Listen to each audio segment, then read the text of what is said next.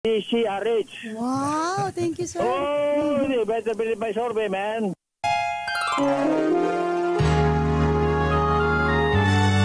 Kauna-unahan sa Pilipinas. NBC Manila Broadcasting Company. DZRH. Member, kapisanan ng mga broadcaster ng Pilipinas. Oras Bishop Ephraim Fautagana, alas 4:12. Uy! Nakapag-break ka na ba?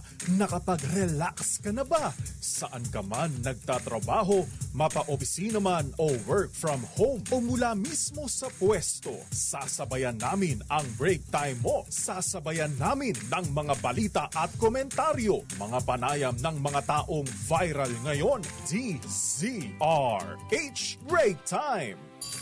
RH Break Time!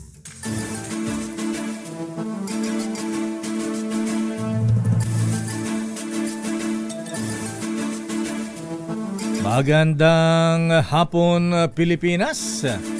Ako po si Deo Macalma. At sa pangalan po ni Miss Thea Pachukerpuz, ito naman po si Wina Pearl Hesoro. At narito ang headlines ng ating mga balita ngayong araw ng Lunes, 27 ng buwan ng Oktubre. Naku, bad news mga kuyang. Mga drivers sa diesel abay tataas ng 2 piso. Naku, Diyos ko po mahabagin. At gasolina, 1 peso and 20 centavos. Kerosene may pagtaas din ng presyo. Presyo ng mga bulaklak nagsimula ng tumaas sa Dangwa ilang araw bago ang Undas 2025. Buong NCRPO naka-heightened alert para sa Undas. Philippine Coast Guard magtatas din ng alerto sa October 30. Higit 2 milyong pasahero dadagsa sa mga pantalan para sa darating na Undas 2025 ayon po yan sa PPA. Irrevocable resignation ni NBI Director Jaime Santiago. Tinanggap na ng Pangulong Marcos at ipinalit si Assistant Director Attorney Lito Magno bilang OIC. Search operation sa missing Sabongeros itinigil dahil sa pag-aalburuto ng Bulkang Taal ayon sa DOJ. Tuloy pa pala yun. LGUs, local government units sa paligid ng Bulkang Kanlaon at Bulkang Taal, inalerto ng DILG para sa disaster response. Elf truck nahulog sa bangin sa Bontoc Mountain Province, 3 ang patay. Pangulong Ferdinand Bongbong Marcos isiniwala sa ASEAN Summit ang maagresibong aksyon ng China sa West Philippine Sea. US Seahawk helicopter at Super Hornet fighter jet bumagsak sa South China Sea. Ala, bakit? At ngayon sa detalye ng ating mga balita para sa mga motorista mga kuyang. Abay, bukas ay nakatakda na naman ang isa pang oil price increase. Ilang araw bago ang Undas o long weekend. Sa abiso ng Department of Energy, magpapatupad ng hanggang 2 pisong oil price increase kada litro ng diesel. 1 peso and 70 centavos kada litro ng kerosene. At 1 peso and 20 centavos naman kada litro ng gasolina. Paliwanag ng Department of Energy Oil Industry Management Bureau, dahil daw sa pagkaroon ng presyo ang patuloy na mataas na demand sa mga refinery at ng bagong sanksyon na ipinapataw ng Amerika laban sa kumpanyang nagbebenta ng langis mula sa Russia. Ngayon din na nagpapatuloy na giyera sa pagitan ng Russia at Ukraine, na patuloy na sumisira sa daloy ng supply ng langis sa pandaigdigang merkado. Abay, niloloko na yata tayo ng mga oil companies, linggo-linggo na lang. Beijing Department of Energy Secretary Sharon Garin. Ayan. Alam ba kayong gagawin dito, ha? At ang mga oil companies naman, Diyos ko, makonsensya naman kayo. Moderate your greed. Nagsimula nang tumaas ang presyo ng mga ibinibentang bulaklak sa Dangwa Market sa Maynila ilang araw bago ang undas. Ayon sa mga nakausap na tindero ng DZRH News, naglalaro na sa 30 hanggang 40% ang itinaas ng mga bulaklak. Bagamat hindi pa dagsa ang mga mamimili, inaasahan ang bugso nito pagsapit ng October 29 hanggang bisperas ng undas. Bukod dito, inaasahan na ring dodoble o triple pa ang mga presyo ng mga bulaklak habang papalapit ang November 1.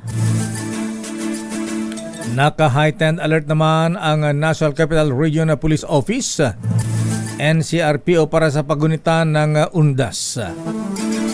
Ayon kay NCRPO Director Major General Anthony Aberin, mahigit 8,500 na mga pulis ang ipapakalat niya sa mga sementeryo, airport, pantalan, bus terminals at mga pangunahing lansangan para pangalagaan ang seguridad ng ating mga kababayan. Nako, sana dyan, Aberin, isama na rin ang pagbabantay sa mga kabahayan. Ayan, laban sa mga akyat bahay gang. At pinaghandaan na rin ng NCRPO ang hanay ng ikalawang trillion peso march sa dulo ng Nobyembre o kaya ay sa Bonifacio Day, November 30. Kaugnay niya, nakatakdang mag-heightened alert status ang Philippine Coast Guard o PCG mula October 30 hanggang November 4 para bantayan ang mga mananakay sa mga pantalan sa panahon ng undas. Sa panayam ng DZRH, sinabi ni PCG spokesperson Captain Noemi Cayabyab na higit pa sa 2 million katao ang inaasahang dadagsa sa lahat ng ports, lalo na tumapat ng weekend ang undas. Pakinggan po natin si Cayabyab. Yes, tama po. We would be expecting na mas malaki pa po sa 2 million. Considering nyo nga po na weekend din po siya pumata. Kaya naman po talaga naging direktiba po ng ating komandante is ilagay po talaga sa heightened alert status. So ibig sabihin po lahat po ng ating tauhan dyan. We have almost 770 operating units and almost 12,000 personnel na deploy po natin. At we will also be deploying po yung ating mga deployable response groups in case na magkakaroon man po ng insidente na hindi rin naman po natin hinihingi. Tayo po ay ready to provide the response operations po. Bukod dito, magtatayo ang PCG ng malasakit help desk sa bawat pantalan upang umasiste sa mga pasahero sa pamamagitan ng travel information at medical assistance. Dagdag pa ni Cayabyab, nakikipag-ugnayan din ang Coast Guard sa Philippine Ports Authority para sa seguridad ng mga kababayan nating uuwi sa kani-kanilang probinsya. Pakinggan po natin ulit si Cayabyab. And in terms po sa security, tayo po ay may close coordination with the Philippine Ports Authority at saka sa law enforcement agencies. Tayo po ay maglalagay ng ating mga Coast Guard team na hindi sa lahat po ng ating mga pantalan, particularly sa mga major ports po. And of course, paiitingin po natin yung pagkakandak ng pre-departure inspection para masigurado po natin na walang susobra sa manifesto o walang excess passengers na nasasakay po sa ating mga barko. Samantala, inaasahang abot naman sa mahigit 2 milyong pasahero ang dadagsa sa mga pantalan sa buong bansa mula October 27 hanggang November 5 para naman sa paggunita ng undas. Batay sa pagtaya ng Philippine Ports Authority, mas mataas ito sa mahigit kumulang 300,000 kumpara sa 1.9 milyong pasahero noong nakalipas na taon. Personal na sinuri ni na PPA General Manager Jay Santiago at Acting DOTR Secretary Giovanni Lopez ang Batangas Port na siyang pinakamalaki at pinakaabalang pantalan sa bansa.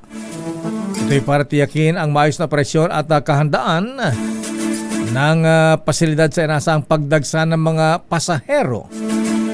Suspendido rin ang lahat ng leave ng mga empleyado ng PPA para matiyak ang tuloy-tuloy na serbisyo habang nahipag-ugnayan na rin ang ahensya sa Philippine Coast Guard at PNP Maritime Group para sa seguridad at kaligtasan ng mga pasahero. Samantala, paiigtingin ng North Luzon Expressway o NLEX Corporation ang traffic management sa NLEX, NLEX Connector at Subic-Clark Tarlac Expressway mula October 30 hanggang November 3. Ayon po sa NLEX, mahigit 1,500 na tauhan ang ide-deploy sa expressway sa Undas, kabilang ang patrolmen, marshals, security teams at toll staff. Bukod dito, naka-standby din ang medical services at response teams sa lahat ng oras. Para maibsan ang mabagal na daloy ng trapiko, magpapatupad ang korporasyon ng zipper lane sa mga expressway tuwing peak hours.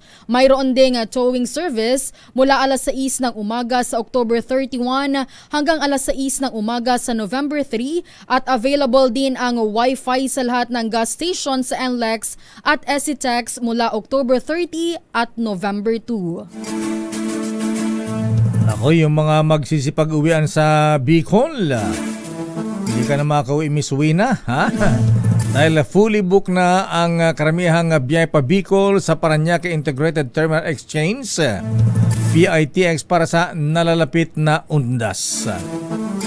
Ayon sa ticket dispatcher ng Philtranco Bus sa bisperas ng Undas, dumadag sa karamihan ang mga umuwi sa kanilang probinsya. Ngunit wala naman dapat ikabahala ang mga walk-in o chance passengers dahil karaniwan namang nagdi-deploy ng karagdagang bus sa ganitong panahon. Bukod sa Philtranco ay fully book na rin ang ilang pang paumagang biyahe ng Superlines patungo ng Daet sa October 28 hanggang October 31. Inaasa nga napapalo ng mahigit 2 milyon ang daragsang mapasero naman sa PITX ngayong panahon ng Undas. Hinimok naman ni Bagong Henerasyon Party List Representative Robert Nazal ang publiko na maging maingat, alerto at mapagnilay ngayong panahon ng Undas. Aniya, mabuting planuhin ng maaga ang mga biyahe at gawing prioridad ang kaligtasan ng pamilya. Kabilang dito ang pagtitiyak sa kondisyon ng sasakyan at pag-iwas sa pagmamaneho ng pagod para hindi madisgrasya. Pinayuhan din ni Nazal ang publiko na tiyaking secure ang kanilang mga tahanan bago bumiyahe at huwag ibahagi sa social media ang mga detalye ng kanilang lakad. Kasabay nito, hinikayat ni Nazal ang mga guro at estudyante na gamitin ang wellness break na idineklara ng DepEd mula October 27 hanggang 30 para makapagpahinga. Babalikan natin na lang pang detalye ng ating mga balita. Isang fighter jet at Sea helicopter ng US Armed Forces bumagsak sa South China Sea. Abay, bakit? Samantala, pambubuli naman ng China sa atin sa West Philippine Sea. Isiniwalat ng Pangulong Bongbong Marcos sa ASEAN-US Summit. At resignation naman ni NBA Director Jimmy Santiago. Tinanggap na ng Pangulong Marcos at itinalaga ng OIC si Assistant Director Attorney Lito Magno. At mga LGU sa paligid ng Bulkang Kalaon at Bulkang Taal inalerto ng DILG para sa disaster response. Ang detalye ng mabalitang yan sa ating pagbabalik sa ating palatuntunang Break Time. RH Break Time. Oras Mr. Cesar Lee, Mr. Michael Guy, Mr. Larry Francisco, alas 4:26. Ang oras na yan.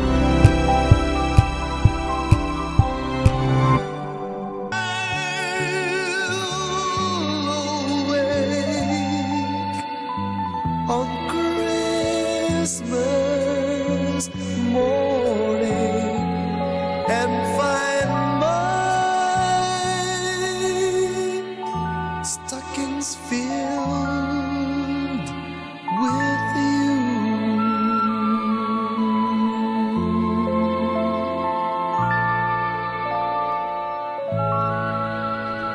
Merry Christmas, Ninang Wina. Merry Christmas, Lakay! 59 days na lang. Malapit-lapit na ang ating ampaw. Wow! Ang bilis ng panahon. At ngayong mga kaibigan, balikan natin ang ating mga reports. RH Break Time. Pero sandali lamang, Leta Narciso mula sa Kuala Lumpur, Malaysia. Abay, dito muna tayo sa ating pamimigay ng aginaldo. At ang bibigyan natin aginaldo ay siyempre kung sino ang matatawagan na maswerte dito sa ating Kring Kring Panalo Promo. I-ready na ang inyong cellphone dahil tinatawagan na namin ang next winner sa Kring Kring Panalo Malacash sa telepono. At narito na si Kring Kring Gonzales. Kring Kring Gonzales, si Kuya Ramil Pasya ng Nasugbu, Batangas. Taga Batangas. Kuya Ramil, magandang hapon. Magandang hapon po, Sir Lakay. Aba, anong ginagawa mo, Kuya Ramil? Nakikinig lang po dito sa aming bahay. Aba, Nasugbu, Batangas. Ikaw kung talagang ikaw ay masugid na taga-subaybay ng DZRH ang tanong ko po ano ang kauna-unang himpilan ng radyo sa Pilipinas at number 1 na naman sa pinakahuling survey ng Kantar? Anong istasyon ng radyo yan? Po. Ano, kuya? DZRH. Ang galing-galing mo talaga, kuya. Isa kang henyo. Congratulations, Kuya Ramil Pasya. Alay, may pambarik na Congratulations, Kuya Ramil. Nanalo ka ng limpak-limpak na 500. At ngayon, dumako na tayo sa latest ASEAN Summit sa Kuala Lumpur, Malaysia. Naroon si Aris number 14. Ano na ang mga magandang napag-usapan niya sa ASEAN Summit, Miss Let? At maray bang naengganyo ang Pangulong Marcos, ang kanyang team, na mag-invest dito sa Pilipinas? Let Narciso, please come in, Miss Let.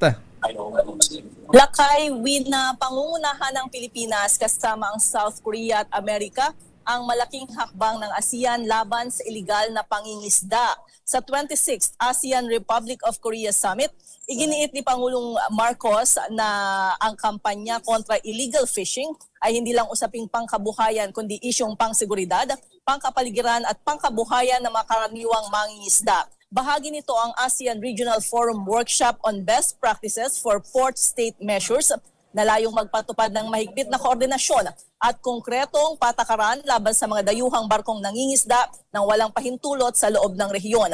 Binanggit din ng Pangulo na ang maayos at responsableng paggamit ng yamang dagat ay susi sa kapayapaan at kaunlaran sa maritime zones ng Southeast Asia, alinsunod sa UNCLOS at sa rules-based international order. Kasabay nito, itinulak ng Presidente ang mas matatag na ugnayan ng ASEAN at South Korea sa larangan ng cybersecurity. Git niya, mahalaga ang papel ng South Korea sa ASEAN Cyber Shield Project na maghahanda ng mga eksperto para palakasin ang depensa ng rehiyon laban sa cyber threats at tiyakin ang kaligtasan ng mga bansa sa digital space.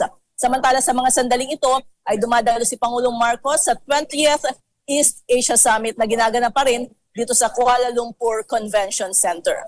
Mula sa Kuala Lumpur, Malaysia, ito si Let Narciso. Yes, Lakay? Anong reaksyon ng mga ASEAN members dito sa report ng Pangulong Marcos na ang Pilipinas ay hinaharas dyan sa West Philippine Sea? Lakay, kailangan ng patuloy na kooperasyon dyan. Kaya patuloy na isinusulong ni Presidente yung pagkakaroon ng Code of Conduct dyan sa South China Sea.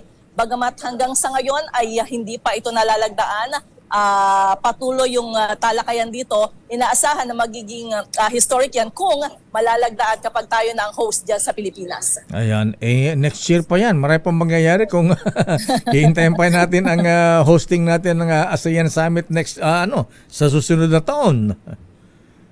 Pero binanggit niya, Lakay, doon sa summit kasama ang US, yung patuloy nga na agresibong hakbang dyan sa South China Sea na ang sabi niya ay nakasasagabal doon sa mga lehitimong aktibidad ng Pilipinas dyan sa West Philippine Sea. Okay, maraming salamat Ms. Let mula sa Kuala Lumpur, Malaysia. Mula sa Kuala Lumpur, Malaysia, ito si Let Narciso para sa DZRH. Una sa Pilipinas, una sa Pilipino.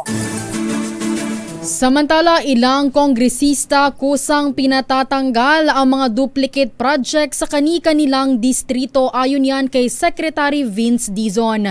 Ang detalye sa report ni RH28 Raymond Dadpaas. Raymond? Wina Mayor na mismong mga congressmen ang humihinging na tanggalin na sa kanilang distrito ang mga proyekto na pare-pareho at paulit-ulit na pinupunduhan. Sa budget deliberations sa Senate Committee on Finance, inihayag ni DPWH Secretary Vince Dizon na 2 congressman ang sumulat sa kanila matapos makitang may mga proyekto sa kanilang distrito na hindi nila alam. Ito ay sina Congressman King Colliantes ng 3rd District ng Batangas at Congressman Ferginel Biron ng 4th District ng Iloilo. Sa dokumentong inilahad ni Senator Sherwin Gatchalian na siyang chairman ng Senate Finance Committee, mga multi-purpose buildings ang mga dobling proyekto at pondo ang nakita sa Batangas. Sabi ni Dizon ang ahulugan ito na hindi alam ng congressman at district engineer ang proyekto na bigla na lang sumulpot sa kanilang distrito. Hiling ni Senador Loren Legarda kung tanggalin ang mga duplicated project ay dapat palitan ito ng ibang proyekto pang hindi naman matanggalan ng infrastructure project ang mga nasabing distrito. Narito sina Senator Win Gatchalian at Secretary Vince Dizon. Congressman Colliantes nag-reach out sa amin. Sabi niya itong 3 project doble to, no, duplicates. So sabi niya sa Committee on Finance, yan. We have Mr. Chairman, we have also received the same letter from Congressman Colliantes from Batangas. We have also received a similar letter from Congressman Biron of Iloilo, also saying na hindi niya alam yung proyektong yan, so pwedeng pakitanggal na lang. Ang bahagi ng pagdinig kanina ng Senate Finance Committee. Ito si RH28 Raymond Dadpaas para sa RH muna sa Pilipinas. Mayor. Mukhang maraming na-discovering mga ghost projects.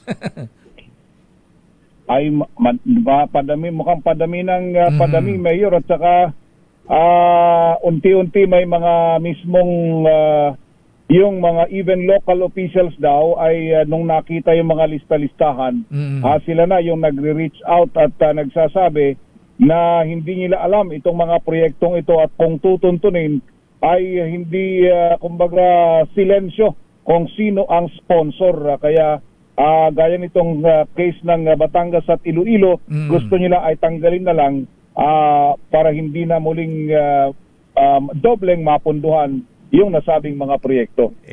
Sino mga kongresistang nagsingit ng budget dyan, Raymond? Dapat ayan ang mga maimbestigahan, maibulgan ang mga pangalan, ma-expose. Pwede daw na congressman or mismong sa DPWH National Office. Dahil ang paliwanag ni Secretary Dizon kanina, paalala niya ay ang budget na ito ay ang budget, hindi sila yung team na naghanda, kundi yung team pa dati ni Secretary Manny Bonoan, yung katsaka nila Yusek Cabral. Si Catalina Cabral. Yung babae. Kanila yung naghanda nung budget na ito, Mayor. Kaya wala silang kinalaman at kung paano yung sistema ang pagkahanda ng budget na kanilang idinidepensa sa ngayon. Alam mo, dapat may patawag ulit sa investigasyon doon si Yusek Catalina Cabral. Siya ang tawag nito yung in charge diyan sa planning, diyan sa DPWH at siyempre siya nakakalam kung saan nilalagay yung mga pondo. Baka mamaya pampapatayo ng mansion niya sa Batanes. Sabi natin, bubit sa Batanes. Naku, may mansion yan dito sa Batanes. Walang ay medyo kung magtatayo, malupit doon, Mayor, kung mayroon doon. Dapat storm resilient. Ayan, So, yun yung lumalabas dito, Mayor. Kaya medyo masalimot talaga yung itong si Secretary Dizon at yung bagong team niya ang napalaban dito sa usapin ng paano pagrepaso itong budget na ito. Pero umaasa naman sila, Mayor, na kahit paano kung sakasakali yung kahinatnan ay maging mas maayos na at wala na yung mga nakatagong mga proyekto na yung iba ay pinagkakakitaan lamang ng mga tinawag nilang mga congressmen na contractor o kaya yung contractor na ngayon ay congressman. Kailan kaya matatapos ang mga ganitong kalokohan, ano ha? Anyway, maraming salamat Raymond at siguro sa pagbabalik ni Senator Ping bilang chairman ng Blue Ribbon, ha? Abay, marami pang maungkat dyan at sana matapos ng mga ganitong katiwalian.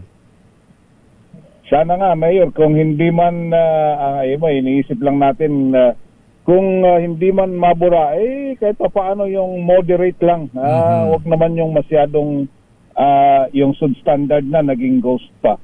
Ito si RH28, Raymond Advance para sa DZRH, muna sa Pilipinas, una sa Pilipino. Okay nga, Rud. Maraming salamat Raymond Advance mula sa Senado. Samantala, dumako tayo sa Kamara. Resolution para imbestigan naman ang anomalya sa GSIS. Nako. Kabilang ang hindi pagbibigyan ng cash dividends sa isinumiti ng Makabayan na Black. Ano ba talaga nangyari sa GSIS sa mga ng Milky, ha? Abay, sabi ng kanilang President CEO na si Vic Velasco, Velasco, ayan. Velasco, ayan. Kumita daw ng ilang bilyon ba yun, ha? Pero sabi, kung kumikita, bakit hindi mabigyan ang mga cash dividends? Bakit may report na nalulugi naman ang GSIS? Ano ba talaga, ate? Ate Milky Regunan, please come in. Manang Milky. Lakay at Wina, pinaimbestigahan dito sa Kamara ang umano'y mga anomalya sa Government Service Insurance System o GSIS. Kabilang dito ang umano'y 8.8 billion pesos na pagkalugi at kahinahinalang investments ng GSIS na naglagay sa alanganin sa benepisyo ng tinatayang 2.6 million na mga government employees. Partikular na pinasisigit ni House Deputy Minority Leader Antonio Tino ang mga alegasyon ng financial mismanagement, kawalan ng transparency at questionable pamahala sa GSIS. Gate Tino, hindi dapat payagan ng gobyernong mapahamak ang pinagtirapan na kontribusyon ng mga government workers dahil lang sa umunoy mga kahinahinalang investments gaya ng pagpasok sa mga gambling-related investments. Narito si House Deputy Minority Leader Antonio Tino na at Teachers Party List. Nananawagan tayo ng investigasyon dahil yan ang pangunahing trabaho ng GSIS, pangalagaan at palaguin ang pondo para sa kanyang mga miyembro. Yung pangalawa ay kaugnay sa isang malawak na hinaing ng mga miyembro since 2019 ay hindi na nagbibigay ng cash dividend sa mga members ang GSIS. So, umihingi tayo ng paliwanag. Bakit hindi na kayo makapagbigay ng cash dividends na dating nangyayari? Gate pa ni Tino, dapat magpaliwanag ang pamunuan ng GSIS na base sa mga reklamo, maraming nilabag na internal rules gaya ng gayong ang kanilang responsibilidad ay palaguin at pangalagaan ang pondo ng mga miyembro nito. Anya, simula po noong 2019, wala na daw natatanggap na cash dividends ang mga GSIS members. Ako si New Greg Gunagulat para sa DZRH. Una, yes, okay. Kung kumikita pala ng 8.8 billion ang GSIS, bakit hindi ba ibigay yung cash dividends sa mga members ng GSIS? Actually, 8.8 billion ang lugi daw nila. Lugi, hindi kita, ha? Oo. Sabi niya kumikita. Lugi pala yan. Oo. Lugi sila lakay ng approximately 8.8 billion pesos. At ang masaklap, ayon sa nakalap na informasyon ng Makabayan Black, nag-invest ang GSIS sa mga tinatawag na mga gambling-related investments. Yung online.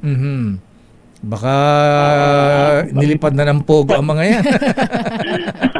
Pwede banggitin siguro, for example, Bingo Plus. Ang GSIS pala to, lakay. Naku, patay tayo dyan. Oo, nag-invest sila. Ang sabi ay, ang dami rin daw mga nilabag doon sa mga regulasyon sa financial investments. At the same time, ang sabi nga ni Congressman Tino at nung ilan pang mga miyembro ng Makabayan Black, saan daw yung cash dividends? Kasi since 2019 hanggang ngayong 2025, wala na daw silang natatanggap na cash dividends. Nagtanong din ako dito sa ilang mga miyembro ng media na ang pinapasukan lakay ay yung mga government-owned Media Corporation. Totoo daw lakay, wala na silang natatanggap na cash dividends from GSIS since 2019. So anong plano ni Congressman Tino? Ipapatawag ba ang presidente ng GSIS, President Vic Veloso? Pwede lakay na magsagawa ng investigasyon dahil para makapagpaliwanag dito ang pamunuan ng Government Service Insurance System. Kasi lakay, ito yung inaasahan ng mga government employees natin, lalo na kapag sila na ay nagretiro sa serbisyo. Abay, kailan siguro ang report ng COA dito? Ayan, dahil sabi ni Veloso, kumikita. Ayan, yung pala nalulugi ng 8.8 billion. Oo, estimate lang yan, lakay at Wina, 8.8 billion. Karamihan daw sa kanilang investments ay nilagay sa mga gambling-related investment. Okay nga, Rud. Maraming salamat, Manang Milky. Dito sa Kamara lakay, medyo masaya ang atmosphere dahil bakit? trick or treat ng mga empleyado ng Kamara. Ayan, palagay ko ang pinakamagandang costume yan, DPWH. Flood control. Lakay. Flood control. O kaya parang sila, mga members ng Infocom, na mag-hearing tungkol sa flood control project. Mas maganda yung mga. Pero maraming mga bata at nagtitrick or treat sila dito sa matanggapan dito sa Kongreso. Pero mas maganda daw yata lakay yung trick or treat dyan sa News Center. Aba! Balita ko nga, papasok pa sila sa gabi ng lagim. Ayun sa aking bubit yan lakay. Kaya i-ready mo yung Kaya i-ready mo yung costume mo, Manang Milky, ha? Ayan, pang trick or treat. Malaki daw ang papremyo ng sponsor Aba, mukhang aabunuhan to ni Miss Wina. Okay, nga rin, Manang Milky. Ayan. Good luck lakay sa mga lalako sa ating trick or treat. Balik sa lakay at Wina. Maraming salamat, Manang Milky Rigunan. Samantala, US Doomsday Aircraft may diplomatic clearance sa NAIA ayon sa Philippine Air Force. Ang buong detalye sa report ni RH52 Edniel Parrosa. Edniel? Wina at lakay, nagpalipas ng magdamag sa Ninoy Aquino International Airport o NAIA itong binansagang Doomsday Aircraft ng United States Air Force na E-4B. Kinumpirma ng Philippine Air Force ang presensya nitong US air asset na nagsagawa lamang umano ng refueling mula sa paglanding gabi ng October 26. Ayon kay Public Affairs Chief Colonel Maria Cristina Basco, may diplomatic clearance ng aeroplano pero wala naman itong kasabay na pagbisita mula sa isang VIP. Na kung alas 11:30 rin kaninang umaga o magtatanghali ay tuluyan na rin nakapag-take off paalis ng NAIA itong E-4B. Binansagang Doomsday plane, kaya ng aeroplanong magsilbing command center sa panahon ng nuclear war. Nagkataon naman kasabay ng paglanding nito sa NAIA ang pagbisita rin ni US President Donald Trump sa ASEAN Summit na kasalukuyang isinasagawa sa bansang Malaysia. Samantala, sa ibang balita, naratiling tikom ang bibig ng yes lakay. Hindi kaya di ko yan ng US Air Force ni President Donald Trump ay tinitingnan ko kanina yung Air Force One ng US nang lumanding sa Japan. Abay parang same. Ayan. Kapare sa itsura nitong anong tawag niyan? Doomsday aircraft. Oo, laka yung E-4B ng US Air Force. Parang ganyan-ganyan Ayan, pati design, markings. Oo, ito namang Doomsday plane lakay. Walang binanggit kung ano yung official function niya noong siya yung nag-refueling dito. Basta ang sinabi ay huminto rito kagabi para mag-refuel at magpahinga rin yung crew. Lalo pat meron naman silang clearance sa diplomatic relations na rin ng US at Pilipinas. Pero wala naman daw itong kasamang VIP lakay. Pero tama ka, nataon nga na dahil nandito sa Southeast Asia area, itong si US President Donald Trump, sharing timing na nandito itong Doomsday aircraft lakay. Okay, ano yung isa pang report mo, Edniel? Doon lang lakay update sa pag-crash ng isang Seahawk helicopter. Wala pa rin binabanggit na rason itong US Pacific Fleet sa pag-crash itong Seahawk helicopter. Pero meron pa palang isa lakay, isang Boeing Super Hornet fighter jet na parehas itong bumagsak sa South China Sea kahapon. Sa huling update ngayong araw, sinabi ng US Navy na 2 aircraft pala nito ang nag-crash sa South China Sea sa magkahiwalay na insidente. All in all, 5 yung sakay ng 2 aircraft pero parehas na nailigtas din naman at nasa stable ng kondisyon. Itong Boeing Super Hornet fighter jet at yung una nating binanggit kaninang umaga, itong Seahawk helicopter ay parehong bahagi ng aircraft carrier ng Amerika na USS Nimitz na nagsasagawa ng routine na operations dito sa South China Sea ang mangyari ang nabanggit na air crash. Ito sa Edniel Parrosa, nag-uulat para sa DZRH. Una sa Pilipinas, una sa Pilipino. Maraming salamat Edniel Parrosa at medyo misteryoso nga yung dahilan, ha? Ayan, kung nagsasagawa ng training lang dyan, ayan, bakit 2 pa, ha? Seahawk, Black Hawk Down. Ayan, parang pelikula lang saan ba yun? Nigeria ba yun yung Somalia? Ayan, Black Hawk helicopter bumagsak sa South China Sea at isang Super Hornet fighter jet ng US Air Force. At sabi ni US Pacific Fleet spokesperson Commander Matthew Alan Comer, ayan, unang bumagsak daw ang helicopter habang after 30 minutes ay sumunod namang bumagsak ang fighter jet.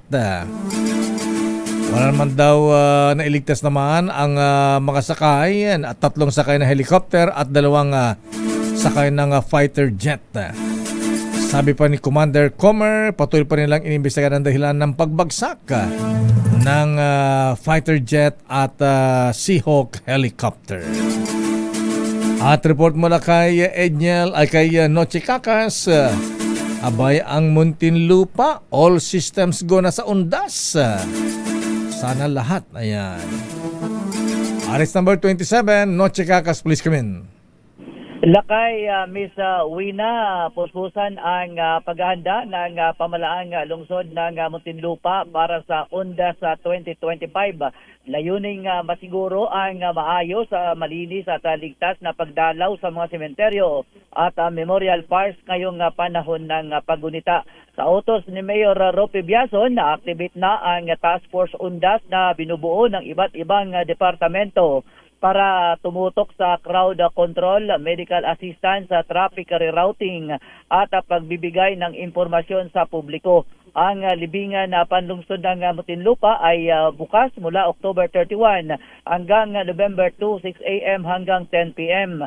Pinapayagan pa ang paglilinis at pagpipintura ng puntod hanggang October 28 at walang schedule na libing o cremation mula October 31 naman hanggang November 2. Nagpaalala rin ang lungsod na tanging fully vaccinated visitors lamang ang papayagang makapasok. Paalala pa, mahigpit na ipinagbabawal ang pagsusugal, pagdadala ng alak at matutulis na bagay, videoke o malalakas na sound system, pagtitinda sa loob o labas ng sementeryo at pagparada naman ng mga sasakyan sa loob ng lugar. Inaanyayahan ni Biason ang lahat na makiisa sa mga patakaran para mapayapa at maayos na undas. Arit sa 27, na Chikakas DZRH, una sa Pilipinas, una sa Pilipino. Muchas gracias, buenas tardes, Noche Cacas. At tinanggap na ni Pangulong Bongbong Marcos ang irrevocable resignation ni NBI Director Jimmy Santiago. Sabi ni Santiago kanina umaga, inimporma na siya sa desisyon ng Pangulo sa kanyang resignation na kanyang ipinasa noong pang buwan ng Agosto. Samantala, posible namang pumalit si kay Santiago batay sa rekomendasyon ng NBI, ng Department of Justice, ay si Justice Undersecretary Jesse Andres at Assistant Secretary Eliseo Cruz. Samantala, kinumpirma naman ng Malacanang na nagtalaga na sila ng officer in charge sa NBI at ito ay si Attorney Angelito Lito Magno na siyang Assistant Director sa nasabing tanggapan.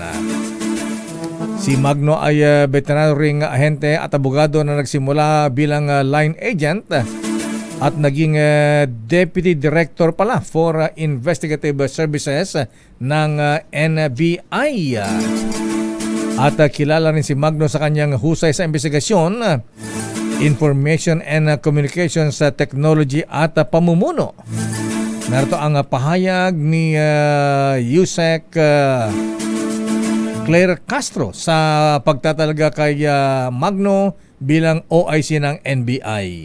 Confirm po na inaccept na po ang resignation ni dating NBI Director Jimmy Santiago at ang OIC po ngayon na itinalaga ay si Sir Lito Magno.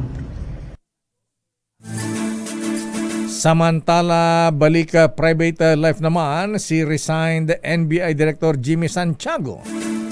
Sinabi ni Santiago na walang inialok sa kanyang posisyon sa ibang ahensya ng pamahalaan, pero pag-aaralan muna niya kung sakaling may ganitong pagkakataon. At nagpasalamat din si Santiago sa kanyang mga nakasama sa NBI, gayon din sa media na isa-isa niyang kinamayan kaninang umaga. Narito ang farewell, pamamaalam ni resigned NBI Director Jimmy Santiago. Mga kasamahan ko dito sa NBI, mga media practitioners na nag-cover during my stint, maraming salamat sa inyo. Back to private life, yun lang. Tignan natin, we will cross the bridge when we get there. Natapos na yung gusto nilang mangyari, ayun, hindi okay na. Samantala, target matapos ng Independent Commission for Infrastructure or ICI ang rules of procedure ng live streaming bago ang susunod na hearing sa November. Sa press briefing sa Taguig City, sinabi ni ICI Executive Director Attorney Brian Hosaka na kabilang sa mga isinasaalang-alang ng komisyon ang constitutional rights ng mga resource person. Nais din nilang masiguro na maiiwasan ang trial by publicity at hindi ito magagamit sa anumang political agenda. Pakinggan po natin si Attorney Hosaka.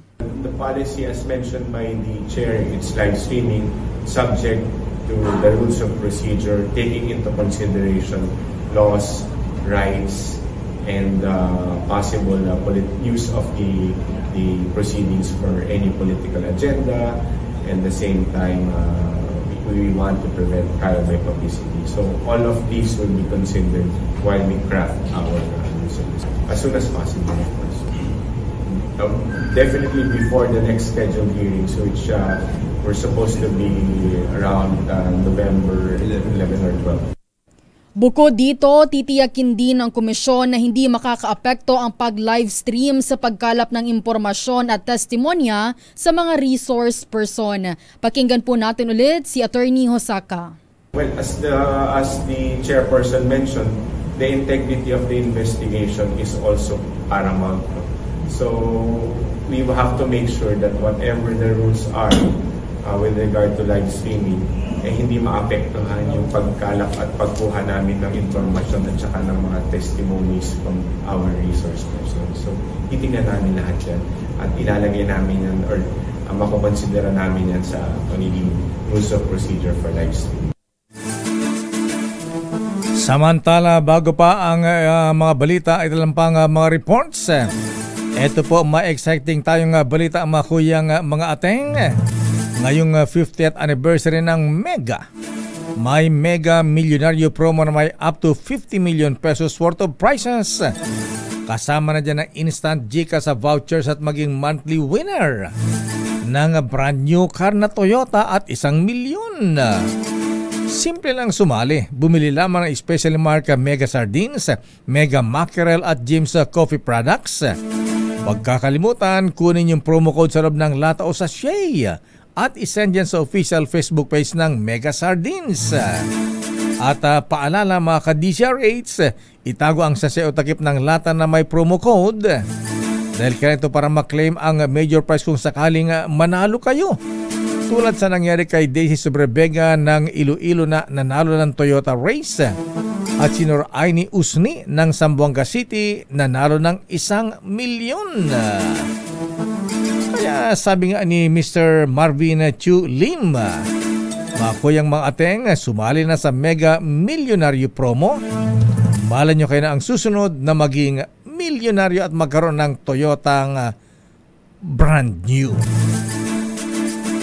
At bago ang global news, batiin mo natin na happy birthday Miss Wina si Lola. Ayan, si Lola Paulina Medalla na nag-celebrate ng kanyang 80th birthday. Wow! Happy birthday! At binabati ni Kuyang Romeo Medalla ng JP Laurel Last number 325, kay Kuyang Richmond Concordia at kay Brad Rudy Cadelinia Jr. at Sister Marcy Madamba ng TLK, Taolam Dakapa Fraternity Sorority.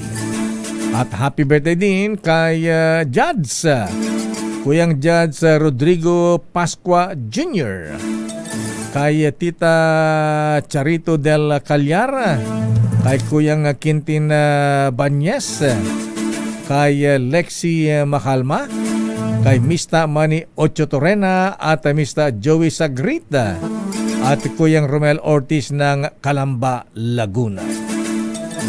At sa ating foreign news, Miss Wina. Sa ating Break Time Global, US President Donald Trump dumalo sa ASEAN Summit sa Malaysia para pangunahan ang signing ng ceasefire agreement ng Thailand at Cambodia. James Galange sa detalye. James? Miss Wina, kasunod nga na nagaganap na Association of Southeast Asian Nation o ASEAN Summit, kung saan dumalo rin si Pangulong Bongbong Marcos, kabilang din sa dumalo si US President Donald Trump para pangunahan ang signing ng ceasefire agreement sa pagitan ng Thailand at Cambodia. Ito kabila ng mga sumiklab na kaguluhan sa border ng dalawang bansa na nag-ugat umano sa mga politikal na kontrobersiya. Pero sa bisa ng naturang truce, umaasa si Trump na magkakaroon na ng kapayapaan at hupa ng maan sa pagitan ng dalawang bansa. Kaya naman dahil dito, binigyan mismo ng Cambodia si Trump ng sariling bersyon ng Nobel Peace Prize bilang pasasalamat. Sa kala, bukod dito, inanunsyo rin ni Trump na nakatakda ito mapagdialogo sa 4 bansa sa Southeast Asia para naman pag-usapan ng trade deal at reciprocal tariff. Habang posible din itong bumisita sa China para naman may pag-usap kay Chinese President Xi Jinping ukol din sa framework ng panibagong trade agreement matapos ang muntik na trade war noong nakaraang linggo. Ito'y kung saan pinatawan ng Amerika at China ng 100% reciprocal tariffs at pag-usapan rin ang pagpapatuloy na operasyon ng social media app na TikTok sa Estados Unidos. Ito si James Galange ng DZRH TV, una sa Pilipinas, una sa Pilipino. Maraming salamat James, at binabati natin na happy birthday si Sebastian Andrada Molina. Binabati ni Lolo Ador at Lola Lourdes Andrada. At sa balitang showbiz, Miss Wina. Sa ating showbiz, Lovie Poe isinilang na ang kanyang first baby. Bakit? Nag-asawa na si Lovie Oo Poe? naman, Lakay. Nag-asawa na siya. Sino? Si Singson, anak ni Manon Chabit? Hindi, Lakay. Hindi ba sila nagkatuluyan nun? Si dating Congressman Ronnie Singson ba yan? Ronald? Pakinggan natin, Lakay, ang report ni Angelica Cosme. Officially a mom na ang aktres na si Lovie Poe. Sa Instagram, ibinahagi niya ang isang video habang hinihele ang kanilang anak ng British film producer na si Monty Blanco. At may caption, "The moment I met you, instinct took over. Welcome to the world, my love." End of quote. Agad namang bumuhos sa mga komento ng pagbati para sa first-time mom na looking fit na agad. Kabilang na nga riyan sina Ann Curtis, Rufa Gutierrez, Megan Young at Chris Bernal. Singa ng netizens, still sexy at parang hindi nanganak. Sa ngayon, hindi pa ni-reveal ni Lovie ang name ng kanilang baby. Kung matatandaan, ito lang Setyembre nang inanunsyo ni Lovie sa pamamagitan ng campaign ng isang local clothing brand ang kanyang pagbubuntis. Nang i-share nga nito ang kanyang pregnancy journey, ang aktres tuloy pa rin sa pagtatrabaho mula sa paggawa ng pelikula, pagrampa at pagdalo sa iba't ibang events. August taong 2023 ay kinasal sina Lovie Poe at Monty Blanco sa England. At yan ang latest sa mundo ng mga sikat. Ito po ang inyong showbiz angel ng DZRH TV, una sa Pilipinas, una sa Pilipino. Aba, Briton yata na pangasawa sa England kinasal, ha? Congratulations, Lovie Poe. Feliz Navidad. At aling Felicidad, ayan, Miss Wina, itago mo yung dollar dahil tumataas ang palitan. Magkano na kayo ngayon? Abay, ayon sa ating business correspondent, Mr. Michael is my guy. Nagsara ngayon sa palitang 58 pesos and 90 centavos per dollar. Wow! Naku, baka maging 60 pesos per dollar ito ha? Bawan man tayo walang dolyar. At yan na ang kabuuan nating palatuntunang break time. Oy mga kuya ha, baka makalimutan nyo ha. 2 pesos ang posible itaas ng presyo ng diesel bukas. Kaya ngayon pa lang ay full tank nyo na. Ako po si Deo Macalma. At sa pangalan po ni Miss Thea Pechukerpuz, ito naman po si Wina Pearl Hesoro. Balansyadong balita susunod na Henry Uri at Miss Kay Karen Oyong. Bye-bye. Ingat. Stay safe.